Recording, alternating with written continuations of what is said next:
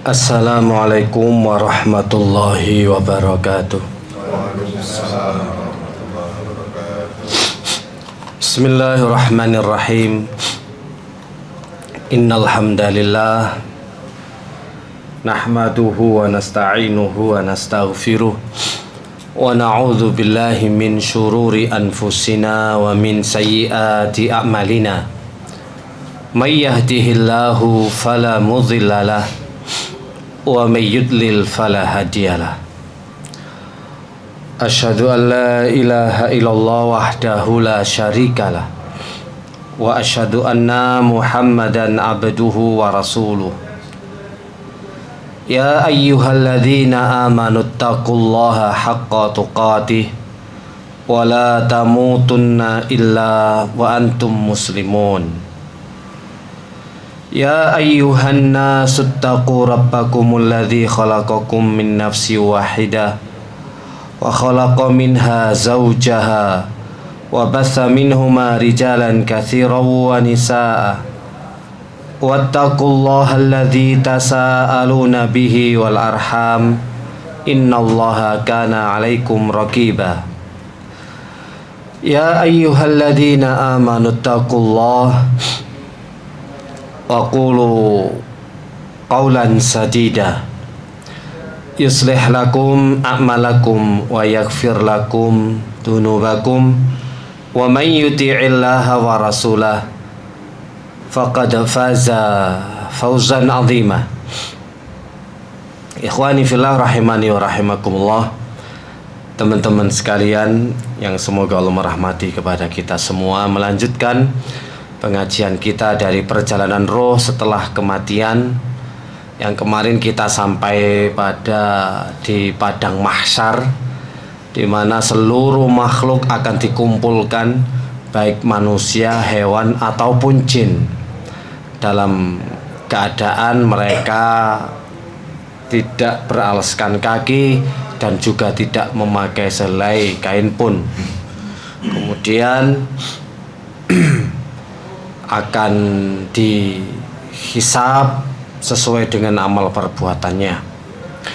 Namun sebelum hari penghisapan, tentu kita harus tahu dulu kondisi manusia di padang mahsyar, di mana matahari itu didekatkan 1 mil, yang sejarak 1,5 kilo. Bagaimana keadaan manusia di sana terbagi menjadi dibagi 3. Kondisi manusia di padang mahsyar itu ada 3. Ada kondisinya orang-orang mukmin, orang yang bertakwa. Yang kedua kondisinya orang-orang kafir. Dan yang ketiga ada kondisinya muslim tapi melakukan maksiat. Walaupun nanti sama-sama dikumpulkan jadi satu di padang mahsyar, tapi mereka memiliki keadaan yang berbeda-beda. Demikian pula nanti juga disebutkan orang-orang yang akan mendapatkan naungan dari Allah di saat matahari yang sangat panas, terik, menyengat. Tetapi ada beberapa golongan-golongan khusus yang mereka mendapatkan naungan dari Allah yang tidak merasa kepanasan. Kita sebutkan dulu dari kondisinya orang-orang beriman dan orang-orang bertakwa ketika dikumpulkan oleh Allah di padang mahsyar. Yang pertama, para mujahid yang mati syahid. Nanti akan dikumpulkan di padang mahsyar. Maka mereka akan dibangkitkan tetap mengenakan pakaiannya yang berlumuran darah, tapi baunya sangat wangi. Ini kondisinya para orang-orang yang berperang melawan musuh-musuh Allah, membela agama Allah, untuk menegakkan kalimat tauhid la ilaha illallah. Maka mereka tetap berlumuran darah tapi baunya wangi, sehingga orang pun bisa mengetahui, oh ternyata si fulan telah ikut berperang jihad di jalan Allah Subhanahu wa taala. Sebagaimana disebutkan dalam hadis riwayat Bukhari dan juga yang lainnya.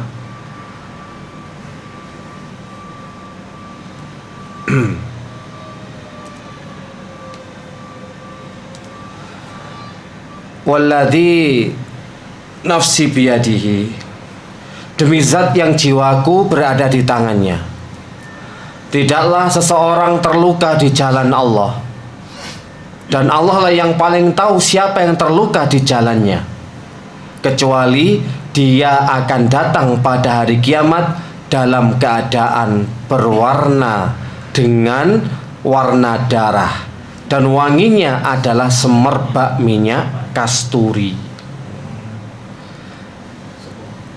Jadi demi zat yang jiwaku berada di tangannya, tidaklah seseorang terluka di jalan Allah, dan Allah lah yang paling tahu siapa yang terluka di jalannya.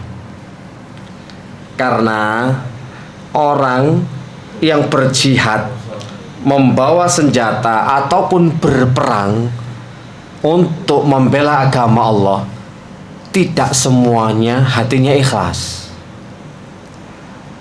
Kadang mereka bertempur, berperang karena ingin disebut pemberani dan sebagai pahlawan. Dan tentu hadis ini sangat kental sekali di telinga kita. Bagaimana 3 orang pertama kali yang akan diadili oleh Allah Subhanahu wa taala kelak di hari kiamat. Salah satunya adalah orang yang berperang di jalan Allah. Ketika ditanya, wahai fulan, ketika kamu berperang, apa niatmu? Dia menjawab, niatku karena engkau ya Allah. Allah pun menjawab, kadzabta, engkau telah berdusta. Engkau berperang karena engkau ingin disebut sebagai seorang pahlawan. Engkau berperang karena ingin disebut sebagai seorang pemberani. Dan itu telah kamu dapatkan ketika di dunia. Semua orang menyebut-nyebut dirimu sebagai orang yang pemberani dan sebagai pahlawan. Namun itu semua kau telah berdusta. Ya, kau telah berdusta bukan untuk diriku, tapi semua menganggap kamu adalah pemberani. Malaikat seret dia. Ini kan menunjukkan bahwasanya ada sebagian orang yang berperang seolah-olah membela agama Allah, akan tetapi niatnya keliru, riya, pengen dilihat baik oleh manusia lainnya. Makanya di sini kalimatnya, Allah lah yang paling tahu siapa yang terluka di jalannya. Secara zahir, oke, kita hukum secara zahir. Tetapi yang tahu hatinya itu adalah Allah Subhanahu wa taala. Dan coba perhatikan kembali, ketika Rasulullah SAW bertanya kepada para sahabat-sahabatnya, wahai sahabat, kira-kira si fulan itu kalau berperang mati masuk kemana? Dijawab sama sahabat, oh dia itu seorang pemberani wahai Nabi.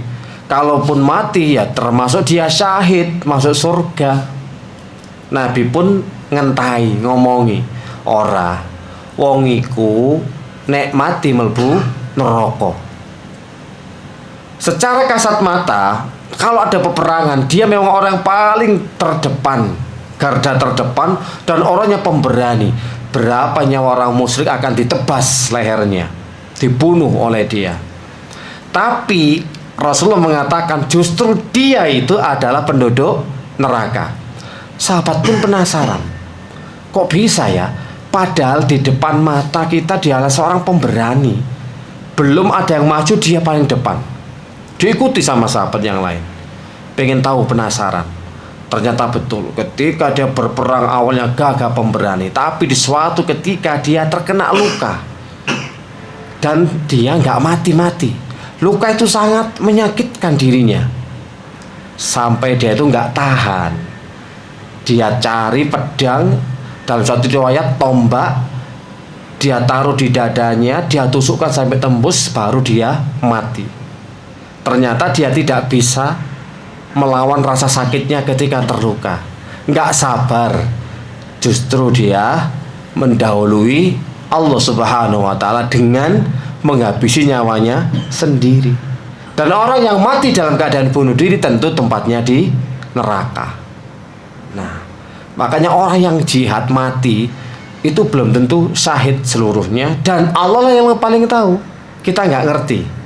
Tapi kelak di akhirat orang-orang yang hatinya ikhlas akan kelihatan. Mereka akan dibangkitkan oleh Allah Subhanahu wa taala di padang mahsyar dalam keadaan masih berlumuran darah dan baunya minyak kasturi. Hadis riwayat Bukhari. Jadi ini orang-orang, gambaran orang beriman bertakwa. Jadi ada tersendiri nanti kelompoknya, circle-nya, circle jihad. Kelihatan.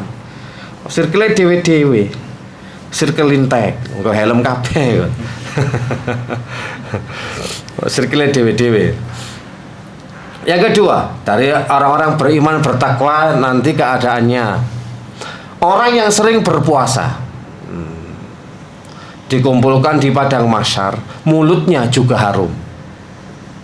Sama ya, waladzi nafsi biadihi, demi zat yang jiwaku berada di tangannya. Sungguh bau mulut orang yang sedang berpuasa itu lebih harum di sisi Allah daripada harumnya minyak misik. Harum baunya, tercium bahwasanya jelas orang ini adalah orang yang ahli puasa. Dikatakan ahli ku ya sing gak putus-putus. Yang diarahkan ahli ya dudu sing poso Ramadan to ora ngono. Nek poso Ramadan ya iso kabeh walaupun kepeksan. Sak marine poso sunnah yang dilihat oleh Allah. Yang puasa Senin Kamis, Ayyamul Bait ataupun puasa Nabi Daud, ahli siam.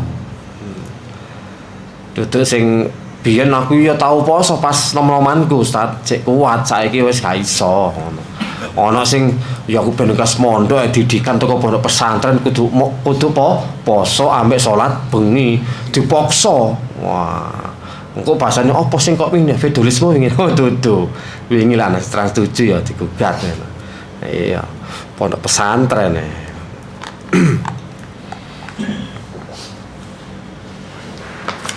Memang arahnya itu ya punya masa puasanya itu bukan kok setahun 2 tahun, namanya ahli siam itu bisa 30 tahun 40 tahun, memang sudah terbiasa. Mungkin dari kalau sekarang mungkin ya lulus SMA mungkin atau dari SMA, sehingga kebiasaan puasanya itu berumur terus. Tapi bagi orang yang diuji oleh Allah kena penyakit lambung, kena penyakit GERD, kena penyakit emah, ya iso poso Ramadan kadang iku pun ya ora iso poso.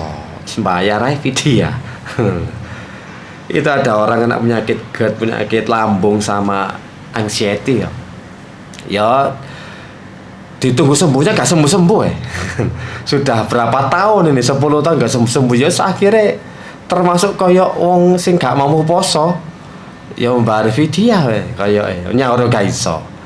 Ya gitulah memang. Gak mengkodok piye maneh, ditunggu sembuhnya gak sembuh.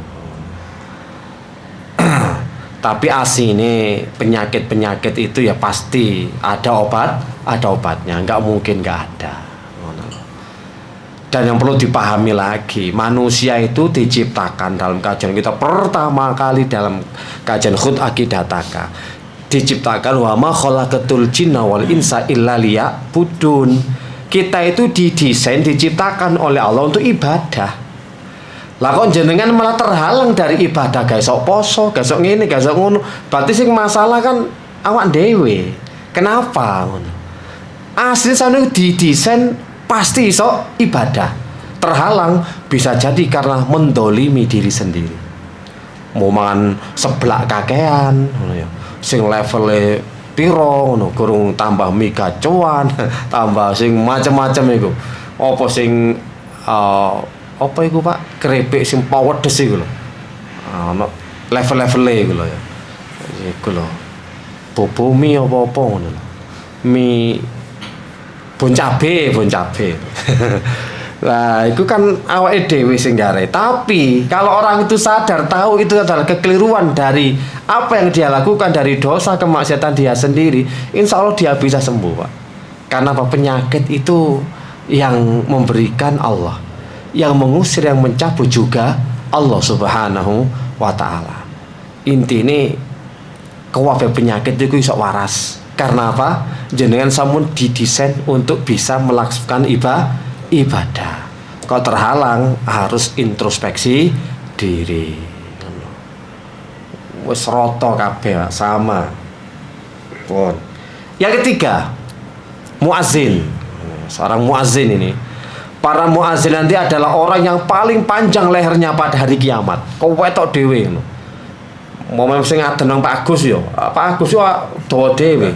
Wis nang donya wis dukur, nang akhirat tambah tuwa gulune ngono. Ketok wih muazin lintek rek ngono. Ada nang lintek tok nang omah gak gelem adan ya. Apa? Oh, takut riak Pak jare Pak. Kewayahe. Takut riak. Tapi jangan ternyata lu gulune molor dhewe. Oh, Pak Agus ternyata adane tersembunyi. Katik mik. Dibatin tok adane. Yaitu para muazin nanti itu adalah orang yang paling atwal, paling panjang lehernya kelak pada hari kiamat. Ketika dikumpulkan ya kelihatan. Jadi dewe-dewe ini bagi orang yang memang terbiasa, bukan karena keterpaksaan loh ya. Azan sebagai bentuk tanggung jawab. Karena siapa saja yang ngerti pahalanya azan pasti royoan. Nah, saya kan royoan tapi royoan melean. Aten royoan melean, kau dindi, akhirnya sampai takmir itu nunjuk wis sampai bagian adan sampai sak komate sampai tadi ngimami sampai ngono Pak. Untuk yang ketiga ya, jadi yang pertama nanti orang yang mati syahid, yang kedua orang yang berpuasa, yang ketiga yakni orang yang dulunya sebagai muazin. Yang keempat, orang yang meninggal di perbatasan negeri ar-ribat, menjaga perbatasan dalam rangka menjaga negara supaya aman, maka kelak di hari kiamat dia akan dibangkitkan riba berjaga di jalan Allah. Maka ia akan diberikan pahala sesuai dengan pahala amal soleh yang ia lakukan, diberikan kepadanya rezeki dan diamankan dari orang menfitnah.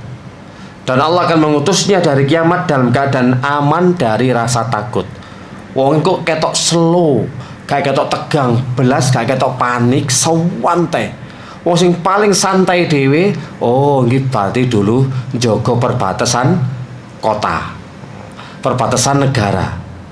Jadi ganjarane pahalane iku wong iso tenang dalam menghadapi situasi seperti itu. Yang kelima,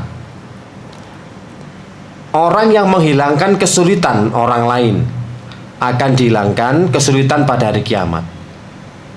Kan man nafasa an muslimin kurbatan, barang siapa yang menghilangkan kesulitan orang lain, maka kelak akan dihilangkan kesulitannya pada hari kiamat.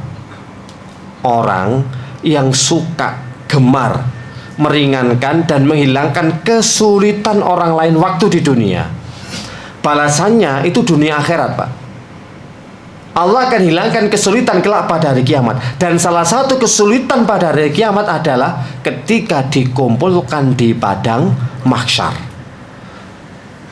Itu mendapatkan masyakoh itu kesulitan yang amat berat. Sulitnya di hari mahsyar itu Pak sangat berat. Keringat, orang yang berdesakan, cuma satu tempat berdirinya tok, matahari didekatkan, berjubel-jubel, itu kesulitannya sangat luar biasa.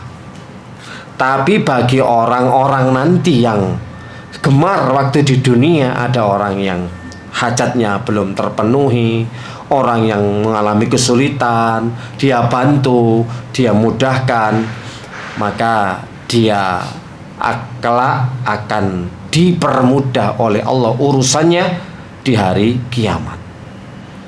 Hari kiamat itu susah loh Pak. Pokoknya tempat sing paling gak enak. orang-orang suka memberikan kemudahan akan dimudahkan oleh Allah. Orang-orang yang suka memberikan pemaafan, maaf, kemudian memberikan toleransi, memberikan uzur, nanti kelak di hari kiamat ketika dihisab Allah juga akan memberikan uzur. Tapi nek sampean tipikal tipe sing detail, jeli, teliti dengan kesalahan orang lain, Allah juga akan jeli dengan dosa aib jenengan. Sekali milih. Jenengan itu kan paling apal ketepal kalau salahi wong. Kalau aib kekurangannya wong. Dan kurang bisa mentoleransi, tidak bisa memberikan uzur atau tidak bisa memaafkan. Sulit sekali. Awakmu salah ngene. Nek sampean terlalu jauh teliti kaya ngono iku. Balasane yo padha al jazaa'u min jinsil amal. Jenengan nanti pas diaudit, wah gak obah sampean. Ditunjukkan sing sampean lali-lali ku diketono. Nyo. Mane sing gelem gampangno urusane wong. Dan ketika dihisab, ya digampangno. Oh, lon, kon ben ngene to. Salahmu iki lho, dosamu iki lho. Tapi gara-gara sampean duwe karakter apik ngene iki lho. Ya gampang memaafkan, gampang ini, ya wis tak sepuro pisan, disepuro. Tidak ditunjukkan di hadapan seluruh makhluk. Enggak dibongkar aib sampean. Tapi sampean suka bongkar aib wong, waduh. Allah akan membongkar dan yang melihat seluruh makhluk lo ya. Ya jin barang iso. Tonggo-tonggo sampean kon sampean sing anggap sampean iku apik, ternyata wong iki busuk ya ngono. Ketara iku di akhirat. Dan malunya bukan seperti malunya di hadapan manusia di dunia. Malunya semalu-malunya ketika dibongkar oleh Allah Subhanahu wa taala. Man sing dadi wong gampangan. Ojo sing gampang titenan karo salahi wong. Nek iso ya kasihlah udur. Pak sepurane Pak iku ngene, oh yes gak apa-apa. Ojo malah sik gak iso. Sambil lahir batinan totalan. Pak lahir batin Pak yo gak iso sik. Nek kowe oke, kok dhisik. Nah, aku sepuron ya, tapi salammu koyo wake, kata sepuro dhisik. Gak iso lahir batin padha-padha. Saking titene mbek salahe wong. Apa maneh sampeyan iku ahli sejarah. Wah. Nek pas tukaran muncul kabeh. Sejarah ya. Ya wis tambah. Karo Allah iku hisabe tambah diperketat. Kau ketat sak ketat-ketate. Soalnya sampean yo ketat, makanya hati-hati di dunia itu. Dan itu adalah beberapa gambaran dari orang-orang beriman dan bertakwa kelak di akhirat yang nanti akan diberikan kemudahan oleh Allah Subhanahu wa taala. Sekarang kedua, kondisinya orang-orang kafir. Tadi kan kondisi orang mukmin, yang kedua kondisinya orang kafir, yang ketiga kondisinya muslim tapi pelaku maksiat. Kondisi orang-orang kafir itu juga macam-macam. Yang pertama, ada sebagian orang-orang kafir itu dibangkitkan dalam kondisi berjalan dengan wajah-wajah mereka, bukan dengan kaki-kaki mereka. Wih, koyo akrobat ya. Orang kafir dibangkitkan kondisi ini berjalan menggunakan wajah mereka, bukan dengan kaki. Sebagaimana firman Allah dalam surat Al-Isra 97.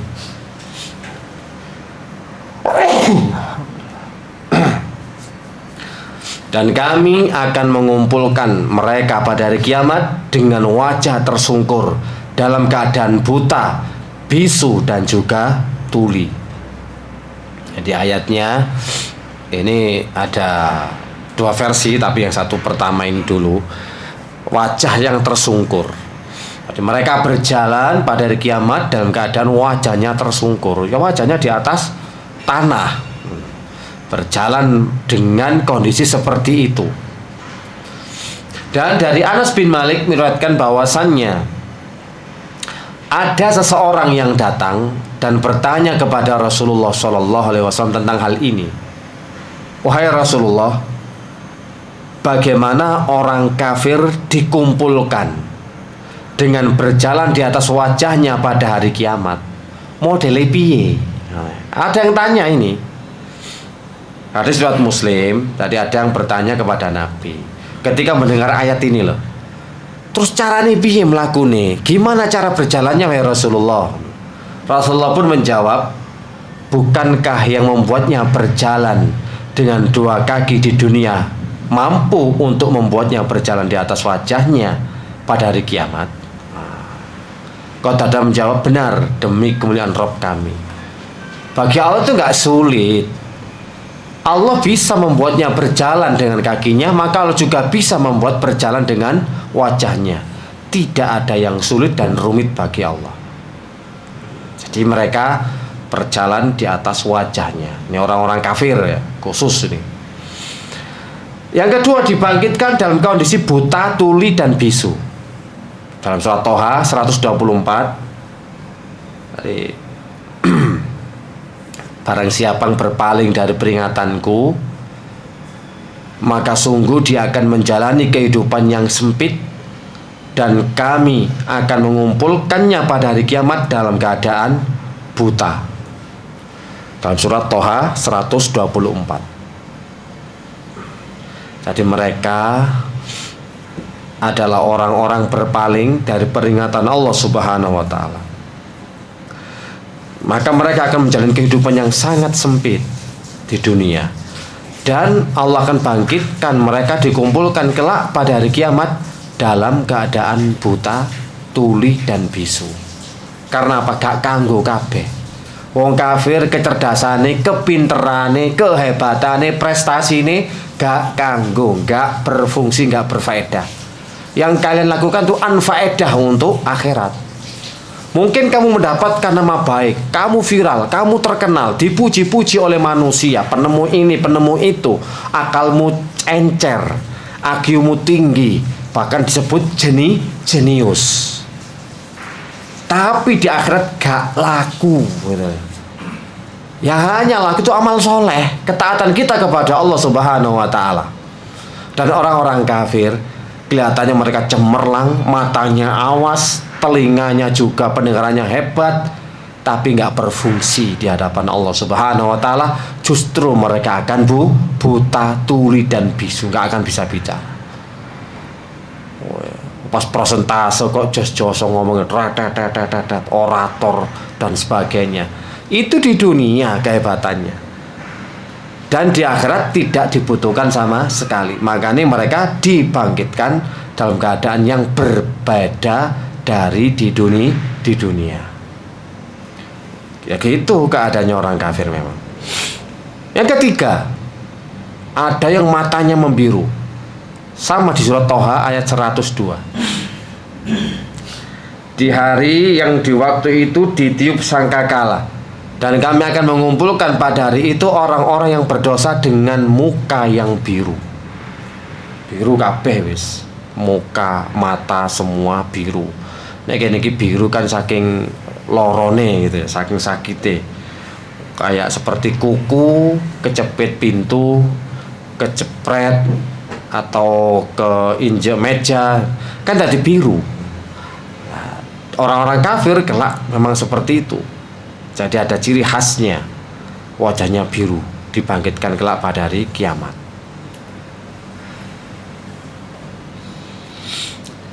Yang keempat, wajah yang hitam dan penuh dengan debu. Wireng-ireng wong kafir wis. Walaupun misalnya biar di dunia bule, glowing, putih, tapi wajah-wajah mereka tertutup debu, menjadi suram, tertutup oleh kegelapan, ditimpa kehinaan dan kesusahan. Mereka itulah orang-orang kafir yang durhaka. Mau peteng dedet, wes peteng surem, banyak debu. Memang itu hukuman dari Allah Subhanahu wa Ta'ala. Makanya kita tuh bersyukur, sangat-sangat bersyukur ya, terlahir dalam memeluk agama Islam. Kalau melihat bagaimana kejadiannya kelak ketika dikumpulkan di akhirat, itu luar biasa. Itu anugerah dari Allah Subhanahu wa Ta'ala, kita dipilih untuk memeluk agama Islam. Tergantung amal soleh kita hanya nanti. Wajahnya sangat jelek, hitam dan berdebu. Ini belum disiksa nanti. Salah satu siksa neraka itu kan wajahnya dibolak-balik dalam tungku api neraka. Gosongnya rotong. Jadi ya diwalik kiwa, diwalik tengen, diwalik tengah-tengah terus gitu. Wajahnya orang-orang kafir kelak di neraka itu dibolak-balik sampai gosong. Yang kelima, mata terbelalak karena ketakutan. Sebagaimana dalam surat Al-Qamar ayat yang ke-7. Yang artinya mata mereka terbelalak ketika mereka keluar dari kuburan, seakan-akan mereka belalang yang berterbangan. Seperti belalang yang berterbangan. Mata mereka terbelalak. Jadi koyok kaget, koyok terperangah, yo kok terkejut, sangat takut dan terkejut. Ya gimana sih Pak ekspresi wajah orang yang takut itu? Motone kan koyok terbelalak. Yang keenam, jantung naik sampai ke leher. Wong jantungan nih kan coplok toh. Ketika kaget kan, wih, koyok copot jantungku. Lah di sana nanti coplok beneran. Nah, di dalam surat Ghafir ayat yang ke-18. Dan berilah mereka peringatan akan hari yang semakin dekat, yaitu hari kiamat. Ketika jantung sampai ke kerongkongan karena menahan ketakutan, saking wedine jantungnya itu sampai naik ke kerongkongan. Maksudnya adalah jantung-jantung mereka naik sampai ke kerongkongan karena rasa takut yang sangat luar biasa. Baru punya rasa takut ketika di akhirat. Wes gak berguna, gak bermanfaat. Allah itu pengennya orang-orang ya seluruh manusia itu takut kepada hari kiamat, takut kepada Allah, takut kepada siksa kubur, takut kepada siksa api neraka. Tapi ternyata itu gak digubris sama sekali, sehingga langsung bayarannya kontan di akhirat. Itu sebagian dari gambaran pelaku atau orang-orang kafir. Sekarang baru kondisi para pelaku maksiat. Muslim tapi juga bermaksiat.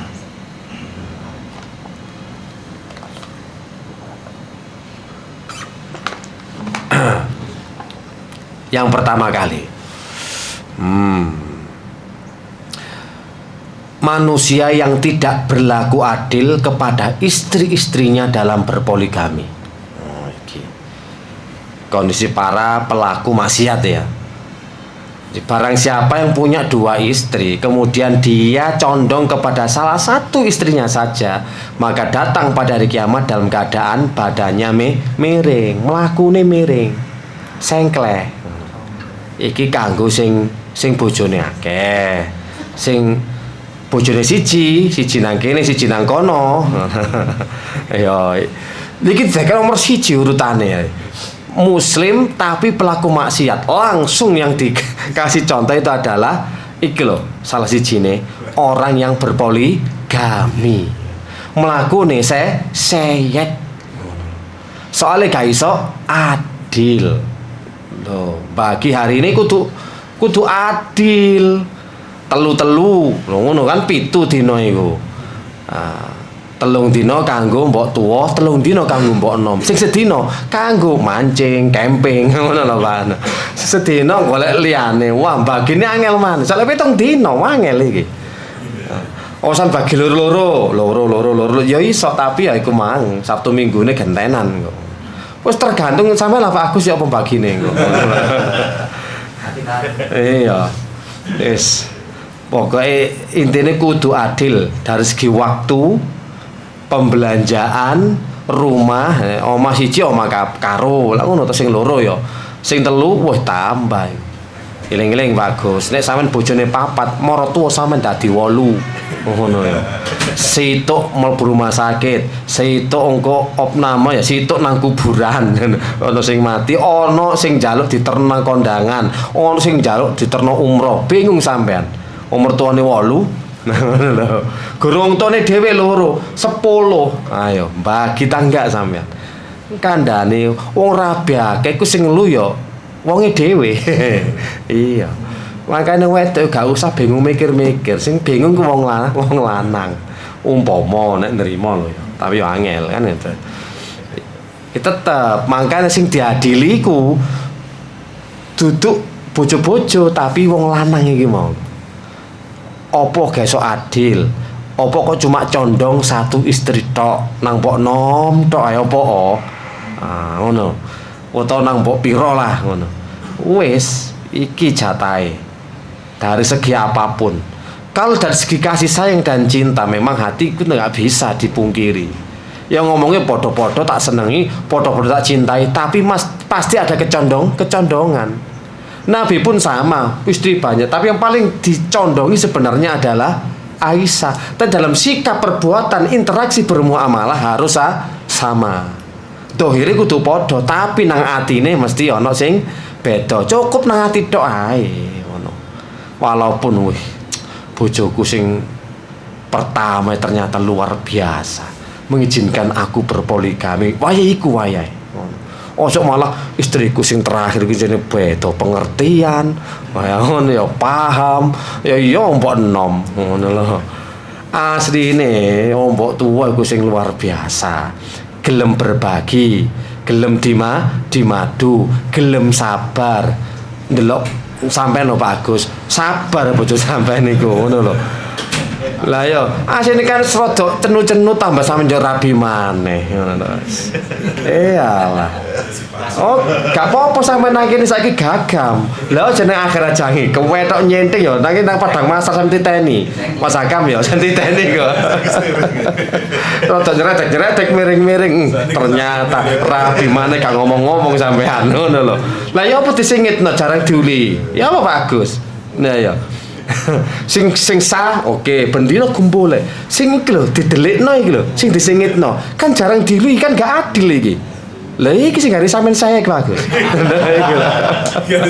ketika ana wong akeh ngono lho kan ditututno sawengitno dhewe ya wis sampean aja salahno ketika konangan nang padang masak opo kok Pak Agus pas aku bojone siji ngono ya tak kok mlakune miring-miring nyenteng-nyenteng ngono oh ternyata disingitno bojone ngono ngono ya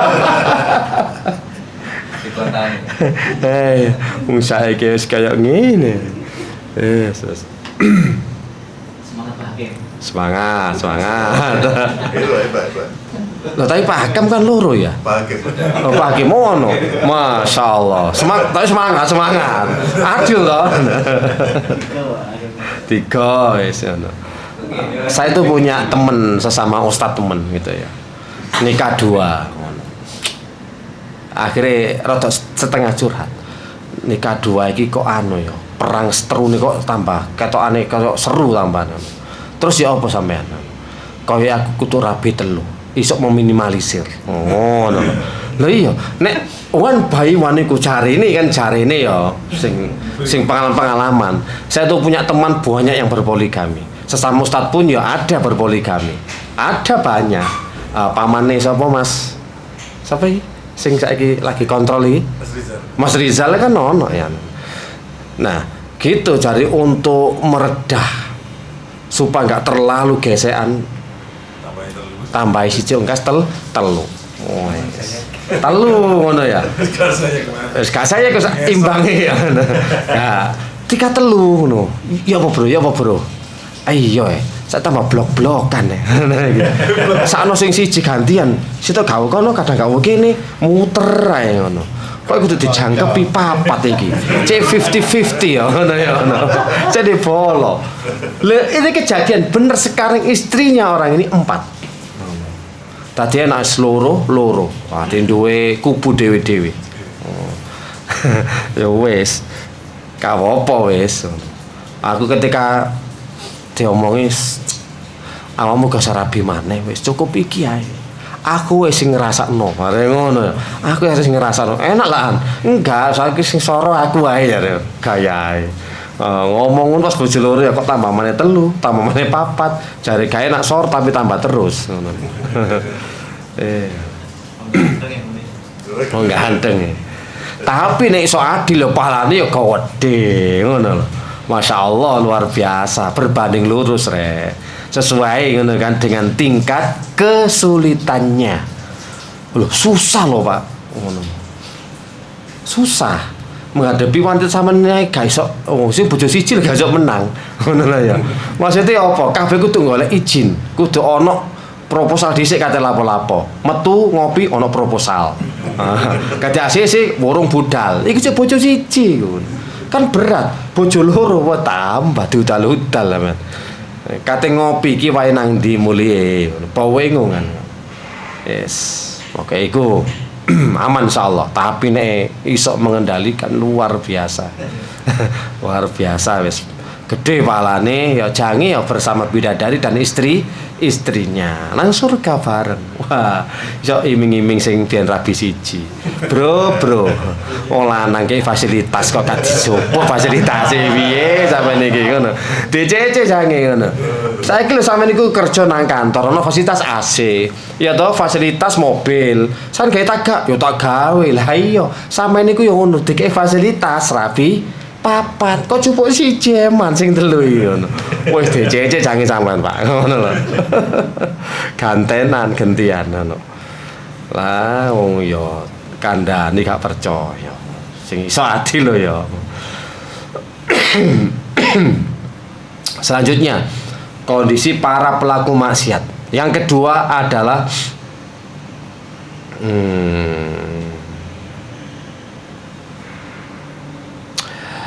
orang yang kaya tapi pelit. Orang banyak harta adalah orang yang paling rendah kedudukannya di hari kiamat kelak. Kecuali orang yang berkata dengan hartanya seperti ini dan seperti ini, alias sedekah. Kok ini kilo duit itu, kok ini kilo. Dia memperoleh hartanya dengan baik, dengan cara yang halal, baru itu bagus. Tapi yang lain wis ya orang yang kaya pelit iku koyo dene satu kesatuan. Kaya pelit iku koyo memang wis susah untuk dipisahkan. Ndelok wong loman Jawa iku kan dihitung dengan jari. Nek soge medhit akeh tunggale. Umpama wong soge Jawa kabeh, temen lho ahli sedekah lho ya, dan menunaikan zakatnya bisa meminimalisir tingkat kemiskinan. Berhubung modeling ini akhirnya jare Bang Roma ya, yang kaya makin kaya, yang miskin makin miskin. Karena sayang. Wa tuhibbunal mala hubban jamma. Sesungguhnya manusia itu punya tabiat seneng cuwinta terhadap harta. Saumpama dikei 2 gunung dari emas, 2 lembah dari emas, pasti minta 3, minta 4, minta 6, minta 8 dan seterusnya, nggak ada puas-puasnya sampai dia dikubur dalam tanah. Sudah nggak bisa lagi. Itu sudah menjadi tabiat manusia. Makanya tambah soge tambah medit iku wis pancene. Ya akeh tunggale. Beda loh Pak, uang benek kanane pas wayahe gak duwe utawa pas duwe iku gak akeh. Berbagi iku iso 50-50, iso 70-30% ngono. Ngobiyen zamane biyen ngono. Nek dhuwit 10.000 ngono, bagus dhuwit 10.000. Ya apa Mas Akam, ayo ngopi ya wong loro ya ngono. Engko rokokane gantenan joinan ya ngono. 10.000, kopi loro 3.000-an 6.000. Rokoke 4.000 lho ya wis enak to. Wis iku iso 50-50 10.000. Saiki kan tambah kedudukannya kan munggah terus Pak Agus sih.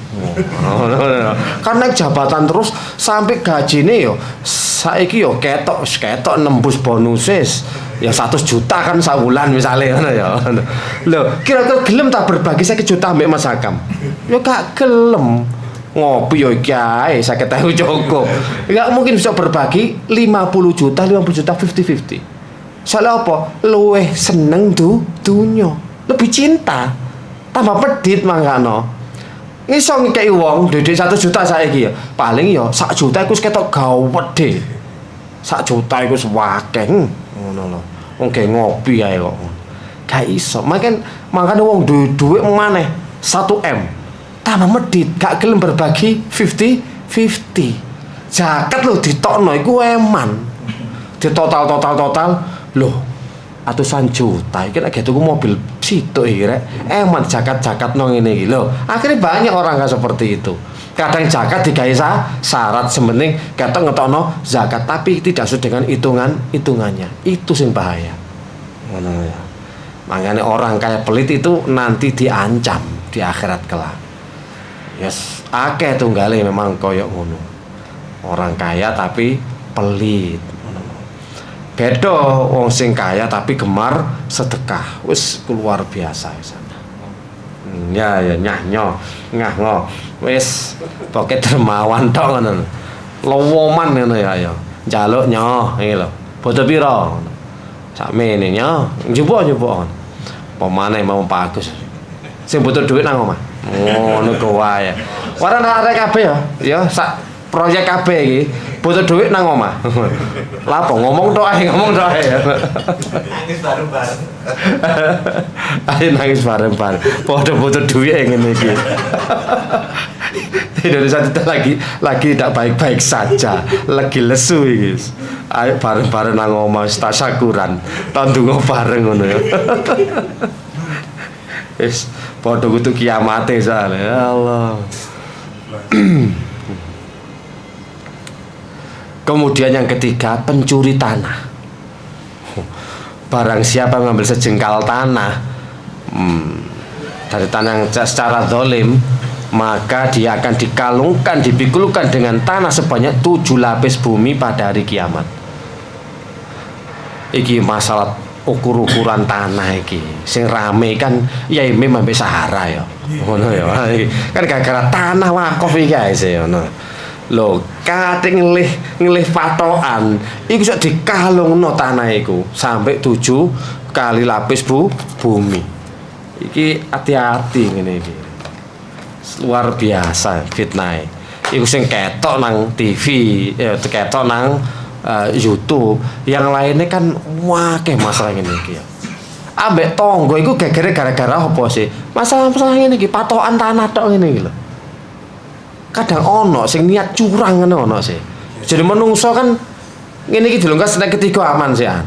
Wis udan rendeng bengi dibelani. Digeser patokan niku, dikedhuk, dekek pinggire. Lho, iki lho, ketok iki anune. Wah, kok nakal kaya ngene. Wakeh. Apa wae cuma watu ya diglendengno tok. Diglendengno sak senti lho kok tambah ciut ngene sih ngono. Dan itu wah kita sering banyak ngalami beli tanah itu sering ngalami tanah sih kosong sesuai kok tambah mepet. Jadi saya tuh punya masjid karena kita punya masjid Al-Huda beli tanah itu jadi lucu jadi masjid itu tanah di depan sama belakang miring kok Pitagoras nih ya apa miring belok rono mana ombo wah wis kocak iki ya mesti pas wae bangun gegeran pokoknya menang keker, menang melulu ngono iku lho ya. Menang keras ngono iku lho. Menang ngono iku cuma gak telepon YouTube koyo sarang ngono ndak. Wis kowe ger tok ngalahe sing waras ngono. Bapak sak karep-karepe wis dadi tukang iku diwamuk kabeh. Oh iki batas iki kat iki lho ngomong aku ndek gambare. Wong desa iki gambek wegah. Paling wong ngene iki nek ndelok paling kok aku dilabrak iki ya kata terus wis. Wong desa kok gak ngono lho. Pak iki apa iki Pak Lurah ngene. Ah wong wis umum sak desa wis salah wis ngalah wis ngono tok wisan. Ya timbane rame-rame ya wis lah. Ini pencuri tanah. Kalau enggak jujur geser-geser ngono. Ambek bolone dhewe rawame geger masalah tanah. Kemudian para pedagang yang tidak jujur dibangkitkan nanti orang yang sombong. Wong sing sombong nanti ngono ya. Orang-orang sombong nanti dikumpulkan pada hari kiamat seperti semut. Namun bentuknya manusia.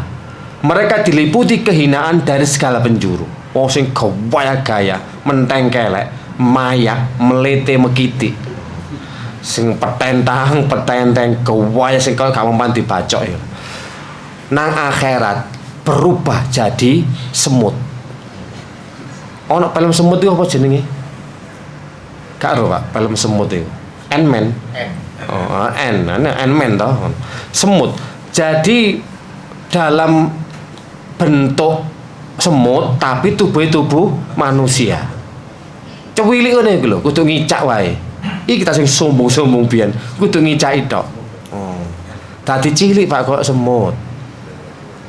Jadi seperti semut namun bentuknya manusia. Tadi roh, oh ini sombong. Oh sing melete-melete biyen. Waduh, seneng. Oh sing angkuh sing congkak. Nah, dan suka meminta-minta padahal tidak perlu, tidak mendesak, itu juga nanti akan di akhirat akan menjumpai Allah wajahnya tanpa ada dagingnya. Wis iki, Pak. Jadi ini beberapa gambaran dari kondisi kaum muslimin tapi mereka melakukan maksiat. Iki asare sore Pak ya, setengah telu kurang. Nek tutup sampai jam 4 sampean sak jam lebih. Wah, wis mblenger teman. Kemblengeran.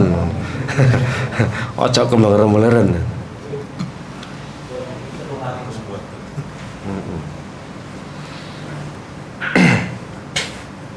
Baru ketika kita mengetahui dari 3 kondisi tadi ya, kondisinya manusia di padang mahsyar, kondisinya orang-orang beriman, kondisinya orang-orang kafir, dan kondisinya para pelaku dosa dan maksiat dikumpulkan di padang mahsyar.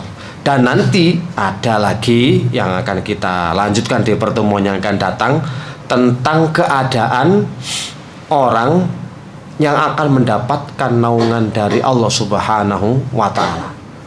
Ada orang khusus ketika mengamalkan amalan-amalan khusus tersebut, panas terik matahari yang didekatkan semil itu, mereka akan mendapatkan naungan yang tidak merasakan panas seperti manusia yang pada umumnya yang lainnya. Jadi dapat naungan sehingga keringatnya juga tidak sampai bercucuran sampai menenggelamkan dirinya. Dia terselamatkan dengan amal-amal solehnya yang mendapatkan prioritas, mendapatkan keutamaan dari Allah Subhanahu wa Ta'ala berupa naungan. Dan semoga kita semua nanti termasuk orang-orang mendapatkan naungannya Allah Subhanahu wa Ta'ala kelak di padang mahsyar. Dan semoga yang sampaikan bisa bermanfaat. Kita akhiri, subhanakallahumma wa bihamdika asyhadu an la ilaha illa anta astaghfiruka wa atubu ilaik. Assalamualaikum warahmatullahi wabarakatuh.